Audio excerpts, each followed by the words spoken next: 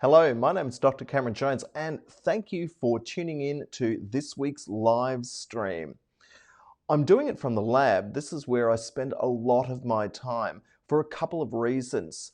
Most of you who are following this live stream or turn on your TV or radio probably are aware that at least in Australia, the coronavirus restrictions are going to be relaxed to some extent. That means that sectors of the economy are going to be going back to work, and we're incredibly busy working on various different aspects of this to support public health.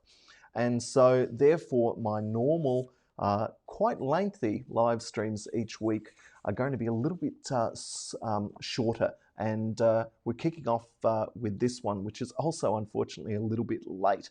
But in any case, what I want to bring to you today is really an overview of some of the key papers which have come out in the last week or so, which impact on our understanding of COVID-19, or most specifically, the acquisition of this particular virus. So I'm going to be talking a little bit about that, but I'm also going to be previewing some of the results from a survey which we have just done on the Australian population, or a sector of the Australian population. I talked about this a little bit in last week's live stream, and essentially this is focusing on what is called direct and indirect coming into contact with the virus. So there are two ways that you can become sick with the virus, and that is obviously coming in contact with infected or asymptomatic persons, and the most usual route is a droplet spread. But the other one is this indirect contact, or picking it up from surfaces. And we've spent quite a lot of time focusing on indirect or fomite transmission, and I'm going to extend our discussion of that into this week's live stream and show, simply because we've done a survey on what people's perceptions and existing knowledge is around SARS-CoV-2, and how this impacts on our thinking, and also, this information is very useful. So we're currently putting out a paper which is undergoing peer review at this point in time, and this is going to focus exclusively on this second type of transmission pathway, which is the surface contaminants. So in any case, what I want to do now is I want to get up what we're going to be talking about today. And I've put this quite provocative title up: COVID toes, loss of smell, and a preview of our survey results on a COVID safe workplace. And the reason I have done this is that I was quite interested when I saw this paper appear on the preprint server on the medRxiv, and this particular paper was talking about something called the loss of smell. So many people who go on to contract the illness COVID-19 after exposure to the virus have amazingly lost their sense of smell. And so I want to review what this paper actually said, because I think that this is a really good marker. This is a really good example of something which is very easy to use. And certainly as our schools reopen and childcare and kindergartens reopen, a lot of these very significant symptoms which individuals might experience are just the type of thing that you want to be on the lookout for, and certainly want to discuss this with your healthcare provider and medical practitioner. So in any case, I've put the paper title and the URL up on the screen, and basically what the paper was doing is that they looked at 500 patients who had a mean age of around about 41 years old, and they ranged in age from 18 to 86 years. And they presented with the following symptoms, essentially just of the common cold. And these symptoms included cough at 77% nearly. The individuals experienced sore throat at nearly 65%. Rhinorrhea. Now, this is a common symptom of allergies, and it's typically mucus with fluid. 55% of individuals had this. And myalgia. So a common cold symptom, as well as dyspnea. and a fever. And again, we're all on the lookout for fevers because this is what we have been told is the number one sort of a flagfall for going out and probably considering whether or not you have been exposed. But this loss of smell is really, really interesting. And in the review of the statistics that the authors put out in their paper, they were saying that 13.8% had experienced sudden smell or taste loss, or loss of smell. Now, if we drill further into this publication, we can discover a few more interesting facts and figures. So from this initial 500-person grouping, 69 of them had some loss of smell or taste. Again, 22 of these tested positive for the SARS-CoV-2 virus. 12 of them also lost their sense of smell and were positive as well. So you can see that the numbers are reducing. So overall, the frequency of the symptom sudden smell loss, or anosmia. Again, I had to look this up. Basically, COVID-19 patients, the percentage is 64.7%. So that is the medical term for loss of smell. Now, compared to COVID-19 patients without smell loss, the group was significantly younger and much less severely affected to what we have seen when we turn on the news and see some very serious complications, including difficulty with breathing. So, by excluding patients with just a blocked nose, the symptom sudden smell loss had a very high specificity of 97%. And so what the authors suggest is that this symptom of loss of smell should be added to the WHO symptom list. And I thought that this was one of the standout papers that has come out in the last 10 days. Now, let's move on to something called COVID toes. And again, I'm no podiatrist or medical doctor. I'm a microbiologist. But when I read this paper about COVID toes and saw some of the images, I was really intrigued because, firstly, it looks like a severe inflammatory reaction. But secondly, I wonder what the microbiology of these toes would be as well. Again, we don't have enough information regarding COVID-19 in general. This is such a new illness and virus that there are so many publications coming out each week. It's very difficult to get across all of these. And so we just don't have information about, say, the microbiology of the toes. But what we can see, and again, this publication goes into some detail. If we move away from the actual images, again, here's the paper which has appeared in the literature. What happened is that a 13-year-old boy presented with foot lesions, and they had a typical color of violet rounded lesions with blurred limits, and it occurred on both feet, not just one.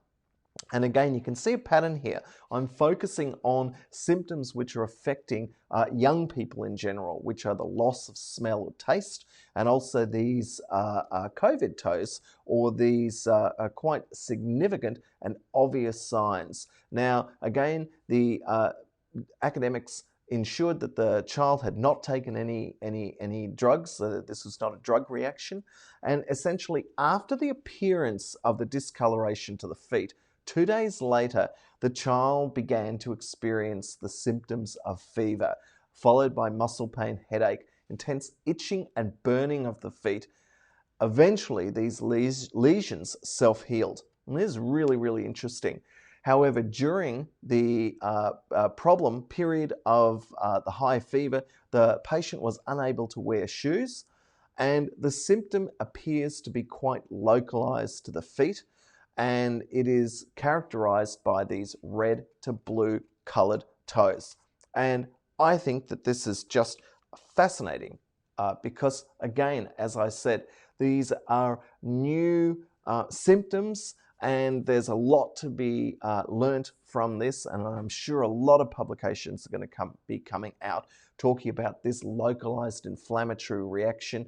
And as I said, it'll be very interesting to see whether or not any of these lesions do become co-infected with other microbes, bacteria or fungi. And we'll see what the literature shows in the coming weeks to months. In any case, I now want to move on to a survey which I touched on very briefly last week.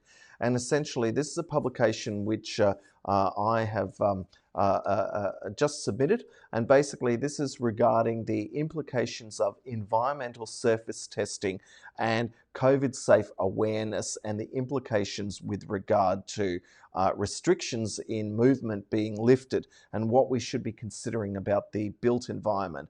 And again, a lovely publication has come out which puts this whole topic into context. And again, I've put the URL up here. And basically, we're talking about moving about our predominantly homes at the moment, but when restrictions are lifted, we'll be moving back out into the workplaces. Now, we already know that many workers will have their hours staggered and that offices may need to change the way staff are actually managed, and might be the end if we listen to the media for shared open plan offices. But at this point in time, we're all being encouraged to wear masks and use gloves and hand sanitizer. And the reason for that is to minimize something called this T, which is the on your face, you don't want to touch a contaminated object and then touch your eyes, nose, or mouth. And that's why it's called a T. And this is the hot zone on your body that you definitely don't want to bring your hands into contact with. And so the whole point of fomite the problem of fomite contamination is that there are just so many surfaces that could potentially become contaminated with this virus, as we've certainly seen over the months and years in aerobiology with the distribution of fungal spores, particularly after water damage, which is the prime work that I'm involved with all the time. But more recently, the risk management of workplaces that could be susceptible to virus settling out onto surfaces is a big component now of what we're actively doing on a day-to-day basis. And if we look at this, and this schematic shows very clearly, as an individual moves about the built environment, they are going to touch many different areas and materials and objects, and then there is a high risk of other individuals coming in contact with that. And because, as I said, we're still learning about the transmission characteristics of this particular virus, that it is not just all the individuals that came in infected on planes.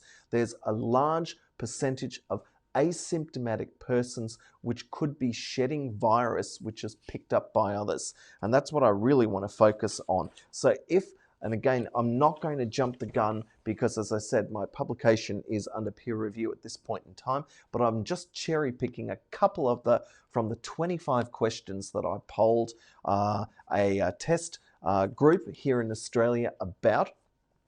We also did some pilots in the US and the UK as well. One of the questions was regarding how long the virus can remain in the air. And again, part of the survey requirements were that the individuals were not allowed to look up the answers on the internet.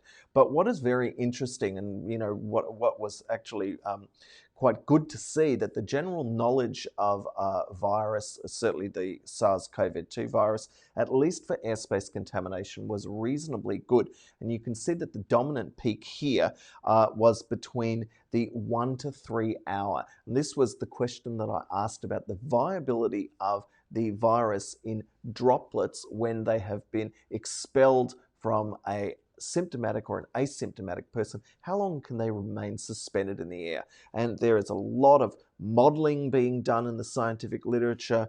There are simulations being done in labs, and then there are real-world case studies that are coming out of the hospitals and healthcare environments.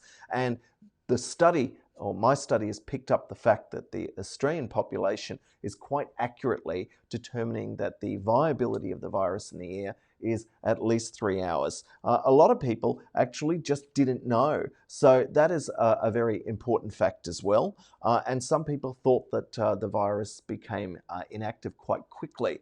Again, last week I talked at some length about the potential transmission of virus on other micron and submicron debris present in the air and the relationship with PM 2.5 particulate matter pollution, and that being a transmission vector for the virus. But I'm not going to get into this now at all, and I'll turn my phone off as well.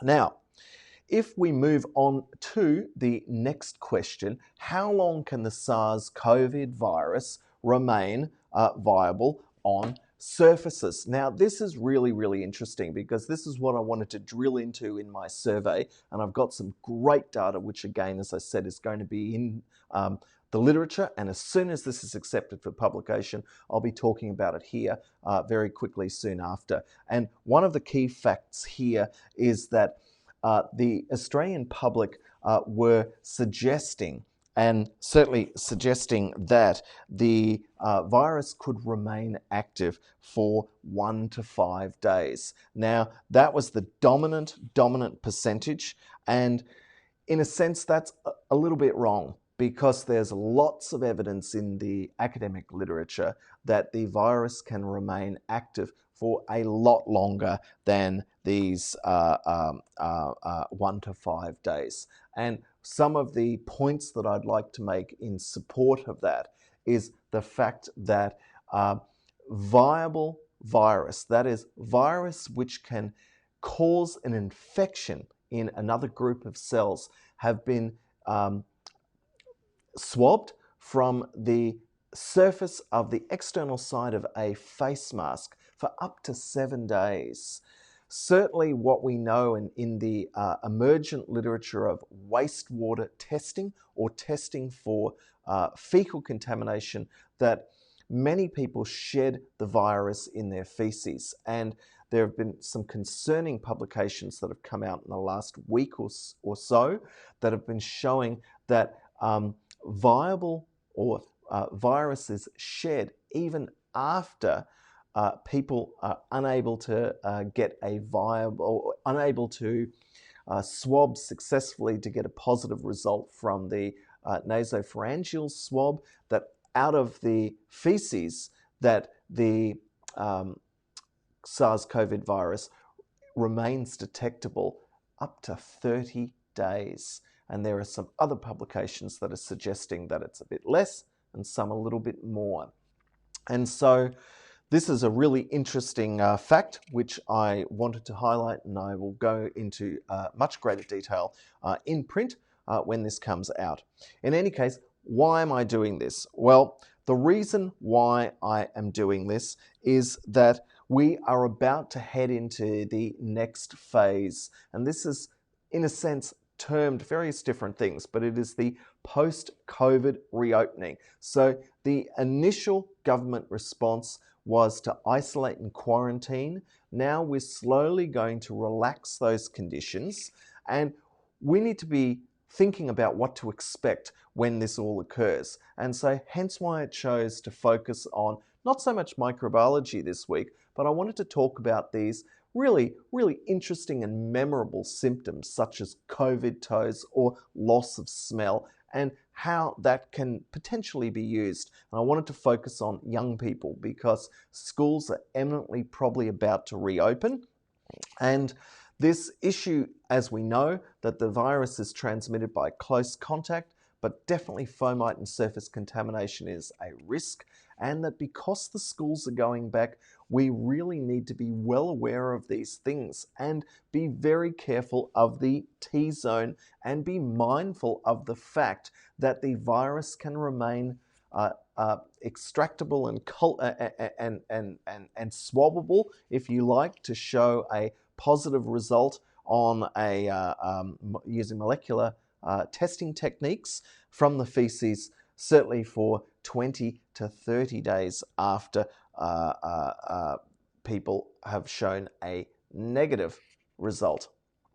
Now, persistent shedding of the COVID-2 in stools in infected children, and even when they're asymptomatic, means that there is great potential, I hope not, but there is significant potential for the virus to be spread and cross-contaminate a lot of these high-touch items. And again, I want to quote from a paper in here about this issue of viral shedding in asymptomatic individuals in children. And the authors stated that massive efforts should be made at all levels to prevent spreading of the infection among children after reopening of kindergartens and schools.